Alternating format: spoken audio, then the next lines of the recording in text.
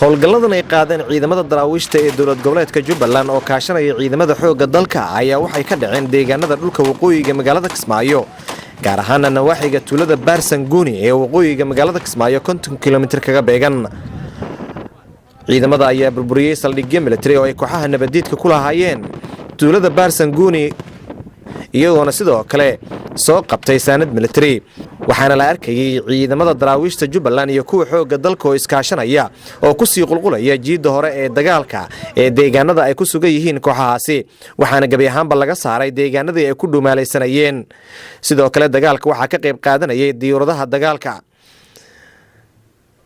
howlgalka intii uu socday ayaa waxaan goobtaasi kula kulmay Cabdi Ibraahim Cali gaashaan la dhexe Cabdi Ibraahim Cali oo ka mid ah saraakiisha ciidanka xoogga dalka ee halka ku sugan waxaana uu faahfaahin ka bixinaya ujeedada ka dambaysa howlgalka maanta ay qaadeen ciidamada daraawiishta iyo kuwa xoogga dalka ee ku sugan deegaanadan Baarsanguuni.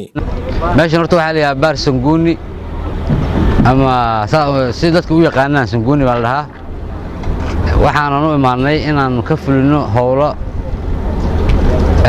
gaar ah oo aan ka xoreyno cadawga ku soo duulay dalka khawaarijta. saad ogtihiinba hadda markaad imaanayseen dagaal baa ka socday wayna ku jabeen dagaalkii. insha Allah kamana hari doono meel kasto ay galaan ka daba-galaynaa. waxaan ognahay dalka Soomaaliya meel kasto in cadow uu joogo cadowgaana uu yahay mid calooshu shaqaysta. Jubbaland ciidanka Jubbaland oo gurmud ku yimid iyo ciidamada ajnabi oo kalanto oo saaxiibo aan nahay oo meesha sii joogayba waxaan rabnaa inaan adduunka iyo dawladaha iyo caalamka u sheegno in cadowga dalka ka sifeynayno. waxaa ku dhintay hadda dhowr iyo 20 qof sida hadda aan xogta ku hayno oo al-shabaab ah.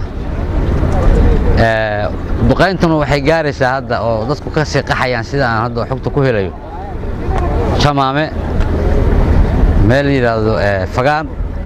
saraakiisha ayaa sidoo kale intaa ku daray in 25 ka mid ah kooxaha nabadiidka ay ku dileen howlgalkaasi ka dhacay deegaanka Baarsanguuni nawaaxigiisa waxaana wali ciidamada xoogga dalka iyo kuwa Jubbaland ay ku sugan yihiin tuulada Baarsanguuni iyagoo wali sii wada howlgallo ay ku doonayaan in ay markaa ku baxsadaan kooxaha nabadiidka waxaana hadda ciidamadu ay sheegeen in ay ku sii wajahan yihiin dhankaas iyo degmada Jamaame ee gobolka Jubbada Hoose.